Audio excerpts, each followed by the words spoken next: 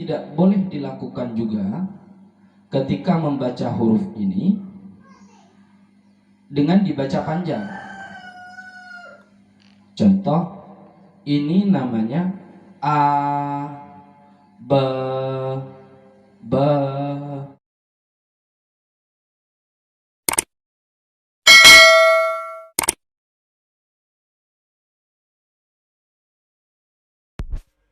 أثيت على الحسن العبقى فالورد تضوع وتنقى حسن يا رب لنا الخلقا طهره فلا يحوي نزقا أثيت على الحسن العبقى فالورد تضوع واعتنقا حسن يا رب لنا الخلقا طهره فلا يحوي نزقا.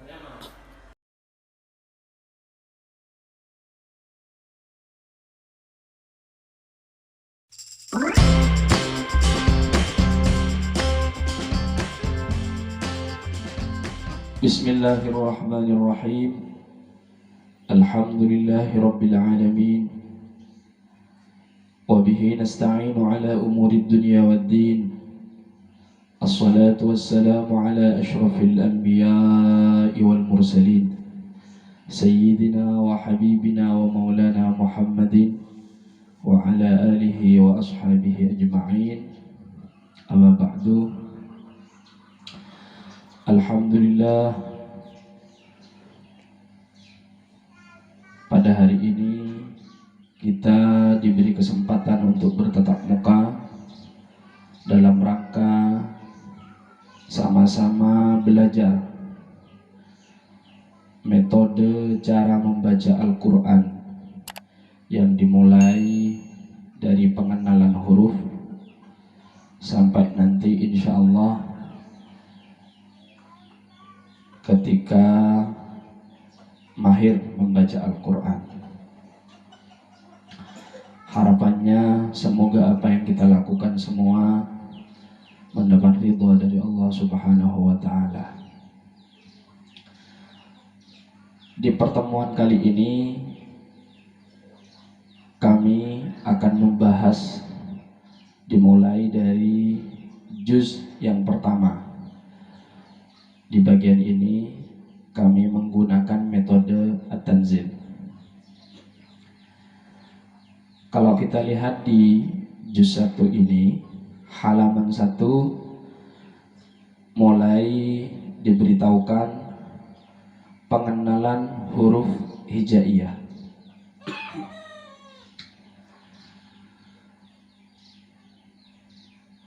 Ada beberapa hal yang perlu diperhatikan bagi seseorang yang akan mengajarkan atau akan belajar baca Al-Quran, khususnya metode praktis at-tanzil ini. Pertama, ketika mau mengajarkan khususnya metode praktis at-tanzil ini,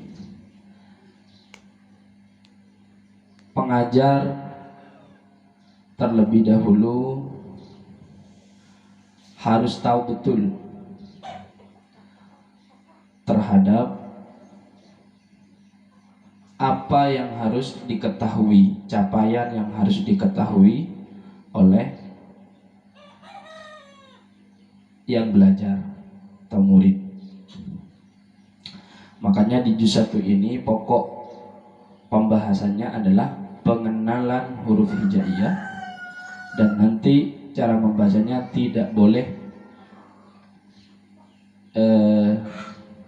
dibaca panjang.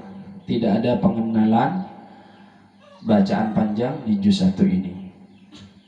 Seperti contoh, kita mulai dari halaman 1 ini. barisan atas ada Bismillahirrahmanirrahim. Tentunya ini dibaca sebelum murid dan sebelum seorang guru mengajar atau yang murid belajar. Di atas garis tidak potong-potong ada pengenalan huruf hijaiyah. Ini hanya sebatas pengenalan, tidak usah terlalu ditekankan. Alif, ba, jim, dal, cukup. Dan juga ada halaman, kalau mau dikenalkan boleh halaman 1. Ini antara halaman 1 di atas dengan huruf hijaiyah ini, yang di atas garis tidak potong-potong ini hanya sebatas pengenalan tanpa ada penekanan, sehingga dipaksa untuk mengetahui saat itu juga, atau dipaksa untuk mengenali dengan baik huruf-huruf ini, tidak. Melainkan yang harus ditekankan adalah di halaman 1 ini pengenalan di atas huruf, di atas garis-garis yang terpotong. Makanya dikenalkan huruf di atas garis-garis ini satu persatu. Yang pertama ini namanya A. Namanya A. Terus tidak langsung ke yang sebelahnya nggak apa-apa. Kita ke bawah dulu, ini namanya A. Kalau mau mengajar kepada anak didiknya, entah itu anak sendiri ataupun murid. Ini apa namanya? A. Lagi A. Terus ke bawah, misalnya bagian yang A. Setelah dianggap sudah cukup, maka kita pindah ke satunya. Kalau ini namanya ba. Apa namanya? Ba. Atau boleh menggunakan sesuatu yang cepat diingat. Misalnya, ini terserah ya. Kalau berdiri tegak seperti ini namanya A. Kalau kayak perahu di sini namanya ba misalnya. Misal, ini hanya contoh, itu boleh-boleh saja. Misalnya dengan alasan supaya murid ini cepat ingat, bisa ingatannya bisa bertambah begitu. Itu boleh-boleh saja, sah-sah saja. Baik, setelah pengenalan A yang pertama tadi, kita pindah ke sebelahnya, ke satunya. Huruf yang berikutnya di atas garis potong-potong. Kalau yang ini namanya ba. Apa namanya? Ba misalnya. Ini namanya ba. Ini namanya ba. Coba diulang dari yang pertama. Kalau yang ini namanya A. Kalau yang ini namanya A misalnya. Kita boleh coba ini A, ini ba, ini ba, ini A. Terus begitu. Dicoba ke bawah dulu yang banyak. Ini namanya ba. Baru setelah itu di bawah itu ada kolom praktek. Kolom praktek. Dan ini dilarang bagi seorang guru ikut serta membaca. Ini cukup dipasrahkan. Kalau mengajar, ini cukup dipasrahkan kepada murid. Jadi, ayo, ini cukup dibantu dengan menunjuk saja. Ini namanya A. Ini A. Ini ba. Ba. terus begitu. Boleh secara bergiliran atau secara acak. Misalnya dari atas ke bawah dulu, ke ini dulu, ini dan tidak boleh dalam mengajarkan itu sistem menghafal. Misalnya urutannya dari atas, dari kanan ke kiri paling atas, terus ke barisan yang kedua dihafalkan. Ini juga tidak baik. Yang terjadi nanti dia hafal bukan tahu. Makanya boleh diacak. Boleh diacak. Ini di halaman 1. Setelah dianggap baik dan bisa, maka boleh lanjut ke juz 2. Sebelum fasih, sebelum tahu, guru dilarang untuk pindah ke halaman berikutnya. Hal yang tidak boleh dilakukan juga ketika membaca huruf ini dengan dibaca panjang. Contoh, ini namanya a, b, b, b. Ini juga salah dan tidak boleh dilakukan. Atau dibaca secara bersamaan tapi juga panjang, a, ba, a, ba. Ini juga salah dan tidak boleh dilakukan. Makanya murid itu atau seseorang yang belajar ini hanya boleh dengan 2 cara. Satu, dibaca pisah-pisah, a, atau yang kedua dibaca bersambung tapi tidak panjang, a, ba, a,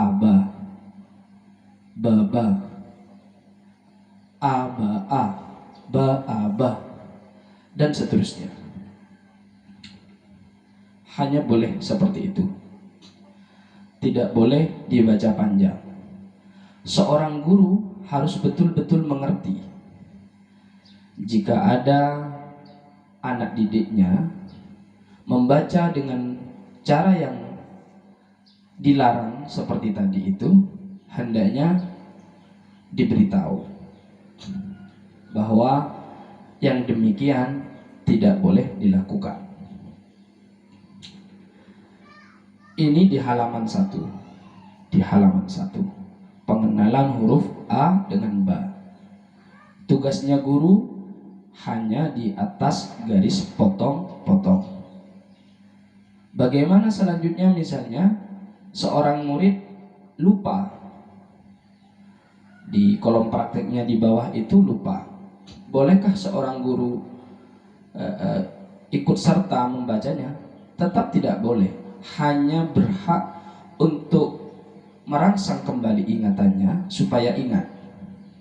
Misalnya, nah ini sudah diberitahukan dari Pak Ustadz misalnya, atau kalau orang tuanya dari bapak, dari ayah.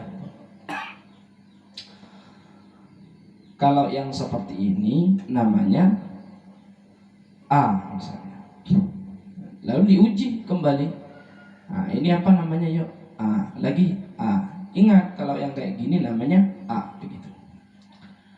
Baru dicoba kembali, digantikan dengan Ba. Ini A, ini Ba, kembali lagi ke A, merangsang kembali ingatannya. Jadi tidak boleh dituntun begitu, tidak boleh dituntun, tidak boleh. Baru setelah itu betul-betul fasih, betul-betul dianggap layak, di halaman 1 boleh pindah ke halaman 2. Ke halaman 2. Di halaman 2 juga sama. Pengenalannya mulai dari halaman 2 misalnya mau dikenalkan. Sekarang halaman 2. Cukup diberitahukan saja. Ini alif, ba, jim, dal, cukup. cukup sekali saja, nggak usah diulang-ulang. Baru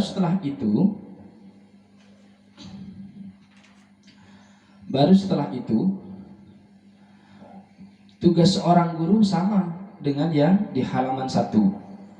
Kalau yang seperti ini namanya ja. Apa namanya? Ja. Apa namanya? Ja. Boleh langsung ke sebelahnya, ke huruf berikutnya, atau diuji dulu di kolom praktek di bawah, bagian yang huruf ja. Meskipun ada huruf A dengan ba, jangan langsung dija dulu karena kita pengenalan huruf ja. Jadi ja, yang bagian ja dulu. Dirasa cukup, kita pindah ke da. Atau sebelum pindah ke huruf da ini, ja dirasa cukup, kita tunjuk, asal tunjuk saja boleh, yang ada di kolom praktek ini, ditunjuk saja ja, dikasih huruf A di halaman 1, ba misalnya, ja, a, ba misalnya, yang ada itu boleh-boleh saja. Yang penting tidak pada huruf yang belum diberitahukan, tidak pada huruf yang belum diajarkan. Itu boleh-boleh saja. Sudah dianggap cukup misalnya, maka kita pindah pada huruf berikutnya, yaitu da. Ditanya, ini namanya da, lagi da, ini da, ini da, ini da. Baru ditanya lagi sebelahnya yang sudah, ini ya, ini da, lagi ja, ini da, ini da, ja, terus begitu. Coba ke kolom latihan di bawahnya, di bagian latihan di bawahnya itu, danya disuruh baca da. Yang penting tidak boleh dibaca panjang. Ingat, di juz 1 ini pengenalannya murni pengenalan huruf dan dibaca dengan pendek, tidak boleh dibaca panjang. Ini harus menjadi penekanan betul bagi seorang guru pendidik kepada murid. Setelah semuanya sudah diketahui, sudah difahami dengan baik, maka boleh langsung ke juz 3, atau di bawah garis yang di bawah mau dikenalkan, tapi jangan ditekankan. Ini halaman 1, 2, 1, 2, 1, 2, cukup. Kalau mau. Kalau tidak mau dikenalkan juga tidak ada masalah, karena penekanannya di sini kepada huruf yang berharokat, bukan pada halaman, bukan huruf hijaiyahnya. Setelah dianggap baik dan mampu, bolehlah seorang guru menaikkan anak didiknya ke halaman berikutnya, yaitu halaman 3. Di halaman 3 ini ada juga garis potong-potong. Ini namanya A. Tetap di atas garis potong-potong adalah tugasnya seorang guru. Ini A, ba, ja, dan da misalnya, atau satu-satu. Kalau yang ini diingat namanya A, kalau yang kayak gini namanya ba. Apa namanya? Ba. Kalau yang ini namanya ja. Apa namanya? Ja. Ini namanya da. Baru setelah itu seorang pendidik, guru, memerintahkan, menyuruh kepada muridnya, anak didiknya, untuk membaca yang bagian latihan ini, dibaca. Kalau ada kendala, misalnya ada muridnya, murid atau yang dididik itu, anak asuhnya yang kurang paham lagi, misalnya ingatannya terganggu, misalnya bukan terganggu Maksud kami yang terganggu ini apa? Kepada huruf-hurufnya misalnya lupa begitu. Maka dirangsang kembali seperti yang kami sampaikan di awal. Dirangsang pada huruf apa dia yang lemah. Misalnya pada huruf ja, maka dirangsang lagi huruf ja-nya. Dirangsang. Kalau yang ini diingat namanya ja. Terus begitu, dikasih contoh lagi ja, ja, ja. Lalu pindah ke huruf yang lain, pindah lagi ke ja. Seorang guru itu harus betul-betul peka kepada anak didiknya. Harus betul-betul peka. Ini yang tidak mampu di mana. Ini yang sering lupa di mana. Makanya apalagi di dalam kelas yang ada papan tulisnya, itu lebih nyaman, lebih enak lagi. Karena ada alat peraganya begitu. Jadi dikenalkan begitu. Atau boleh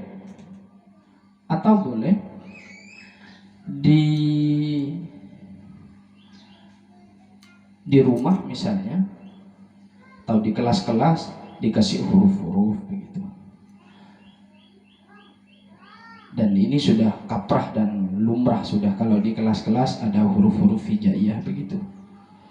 Atau di rumah misalnya piring ataupun apa begitu, benda-benda yang sekiranya jatuh tidak berbahaya begitu, ditempeli huruf-huruf hijaiyah misalnya, untuk tetap menguji anak didik, anak sendiri di rumah misalnya, itu boleh saja.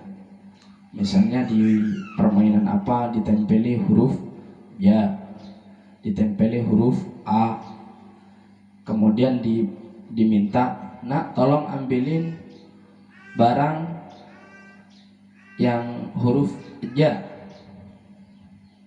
atau ambilin jana di situ, dicari sudah benar apa tidak. Jika yang diambil betul-betul huruf ja, maka alhamdulillah. Jika nanti yang diambil ternyata keliru, maka tugas selanjutnya oleh kita merangsang kembali ingatannya supaya ingat kembali. Ini tugasnya. Biasa, sudah menjadi hal yang biasa ketika seorang anak didik itu lupa pada huruf sebagian. Kadang sudah halaman berapa yang lupa di awal, itu sudah biasa. Makanya nanti sudah naik ke halaman berikutnya ternyata di awal lupa, ya dirangsang kembali. Nanti hatam di juz 1 ini masih ada ada sesi evaluasi nanti. Kelemahan-kelemahan apa yang ada pada anak didik. Ini juga perlu diperhatikan. Nah, begitu juga di halaman 4. Kalau sudah baik, dikira mampu, pindah ke halaman 4. Ini namanya H. Kalau yang kayak gini namanya H. Apa namanya? H. Boleh langsung ke bawah seperti yang tadi, atau langsung ke huruf berikutnya.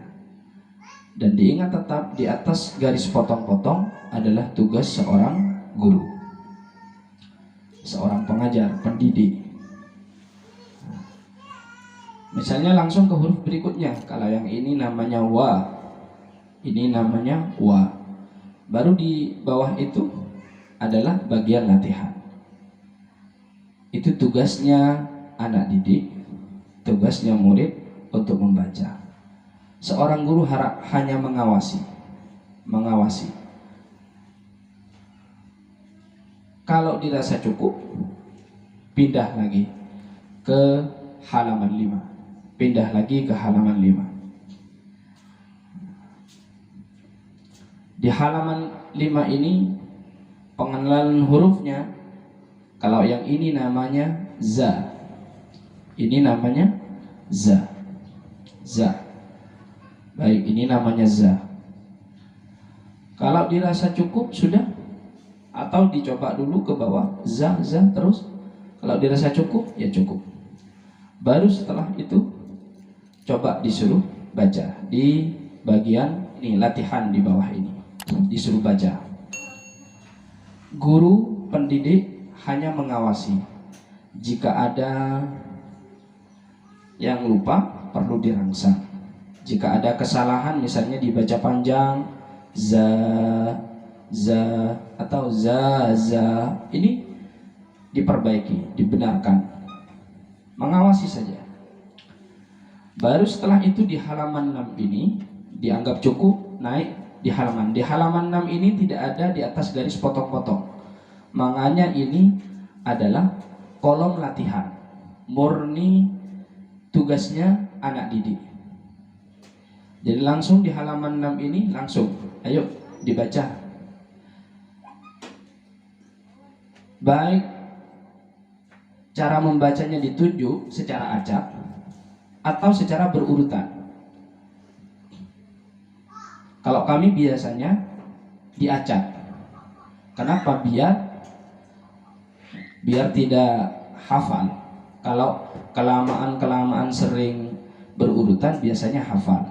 Yang terjadi nanti biasanya meskipun anak didik tidak tahu, yang terjadi hafal.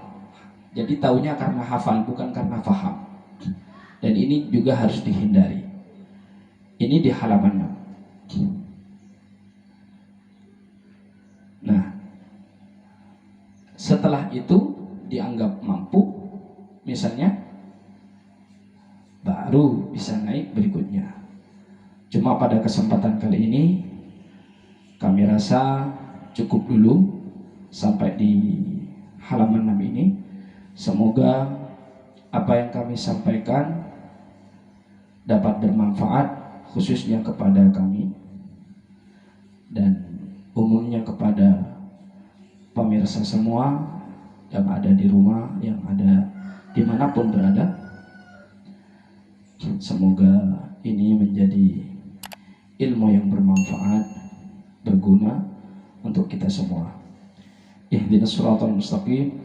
Wassalamualaikum warahmatullahi wabarakatuh.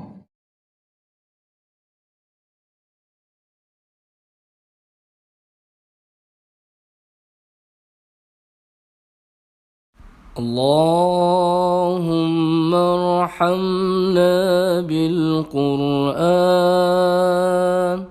واجعله لنا إماما ونورا وهدى ورحمة. اللهم